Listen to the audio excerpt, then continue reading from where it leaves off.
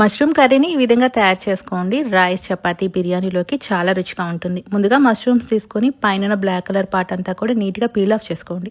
తర్వాత వీటిని శుభ్రంగా కడిగేసుకున్న 4 భాగాలుగా కట్ చేసుకోండి. వీటన్నిటిని కూడా మిక్సింగ్ బౌల్లోకి వేసుకున్నాక 1/4 table spoon salt, 1/4 table spoon కారం, చిటికెడంత పసుపు వేసుకొని మిక్స్ చేసుకొని పక్కన పెట్టుకోండి. మిక్సీ జార్లో 4 టమాటాలు, ముందుగా నానబెట్టుకున్న 10 జీడిపప్పు పలుకులు వేసుకొని మెత్తగా గ్రైండ్ చేసుకొని పక్కన పెట్టుకోండి. బాండీలో 2 టేబుల్ స్పూన్ నూనె, తర్వాత మష్రూమ్స్ని వేసుకొని సాఫ్ట్గా కుక్ అయ్యేంత వరకు ఫ్రై చేసుకొని వీటిని మనం వేరొక బౌల్లోకి తీసుకోండి. ఇదే నూనెలో ముందుగా హోల్ బిర్యానీ మసాలాలు, అలాగే దీంట్లో కరేపాకు, సన్నగా తరిగిపెట్టిన 2 ఉల్లిపాయలు వేసుకొని ఉల్లిపాయ అంతా కూడా మంచి రంగు వచ్చేదాకా వేయించేసేసుకొని గ్రైండ్ చేసి పెట్టుకున్న టమాటా ప్యూరీని, టేస్ట్కి తగినంత సాల్ట్, 1 టేబుల్ స్పూన్ కారం, 1/2 టేబుల్ స్పూన్ దాకా ధనియాల పొడి వేసుకోండి.